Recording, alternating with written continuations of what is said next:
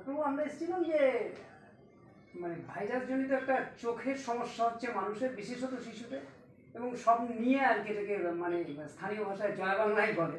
তো এটা কি প্রতিরোধ ক্ষমতা বা কি করা উচিত এই বিষয়ে? বেসিক্যালি এটাকে তো জয় বাংলায় বলা হয়, বাংলাতে জয় বাংলায় বলি, কিন্তু এমনিতে আদারওয়াইজ এটা কনজাংটিভাইটিস। তো এইবার যেটা হচ্ছে এটা হলো ভাইরাল কনজাংটিভাইটিস, আর ভাইরাসটা হলো এডিনো ভাইরাস। তো প্রতি বছরই এই সময় বর্ষার সিজনে এই সময় প্রতি বছরই হয়, কিন্তু এবার এটা খুবই বেশি হচ্ছে। মানে এত বেশি কোনোবার দেখিনি আর কি, এবার যত বেশি হচ্ছে আর কি। কারণটা হলো যে এই সময় বর্ষার সময় ভাইরাল লোড বেড়ে যায় বর্ষার জন্য, আর সেই জন্যই এটা হচ্ছে স্কুলের বাচ্চাদের হচ্ছে। প্রথমে বাচ্চারা এই খুব তাড়াতাড়ি হয় বাচ্চাদের, আর বাচ্চাদের তাড়াতাড়ি সেরেও যায় এবার বাচ্চাদের, কিন্তু বাচ্চাদের হচ্ছে স্কুল থেকে নিয়ে আসছে বা আমাকেও দিয়ে দিচ্ছে, কারণ এটা তো হাইলি কন্টাজিয়াস। মানে একজনের হলে আরেকজনের খুব তাড়াতাড়ি বাড়ির সবারই হয়ে যায়।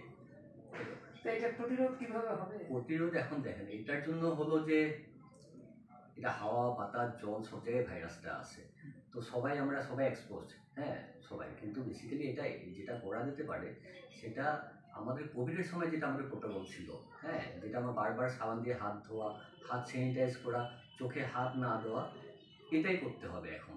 যদি বাড়িতে যদি কারো হয়ে থাকে তাকে একটু আইসোলেট করা, কিন্তু বাচ্চাদের সেভাবে আইসোলেট করা যাবে না, তবু বলবো যে পিলো কভার টাওয়েল সব কিছু আলাদা করে দেওয়া আর কি। তো বাচ্চারা দূরে সরানো যাবে না, কিন্তু বাবা মা বা অন্যান্য দাদু দিদা যা থাকছেন ঠাকুমা, বাকি ফ্যামিলি মেম্বার্সরা যাতে চোখে হাত না দেন, একদমই হাত না দেন। আর এখান যদি হাত দিতে হয় তাহলে সাবান দিয়ে হাতটা ধুয়ে তারপরে হাত দেন, তাহলে অন্যদের হওয়ার চান্সটা অনেকটা মিনিমাইজ হয়ে যাবে, কমে যাবে। যাদের হয়ে গেছে তারা কিভাবে সারবে? এবার সেটার ক্ষেত্রে বলবো যে অবশ্যই ডাক্তারের পরামর্শ নিতে, চোখের ডাক্তারের। কিন্তু শুধু যে কনজাংটিভাইটিস, অনেক সময় কি হয় কালো মনিটাও এফেক্টেড হয় আর কি, সেটা বলে কেরাটাইটিস। তো যাদের হয়ে গেছে তো অবশ্যই আমি বলবো যে চোখ দেখাতে আর কি। আর এর সঙ্গে এটাও বলবো যে যদি হয়ে যায় তাহলে চোখে জল না লাগাতে, জল না দিতে আর কি।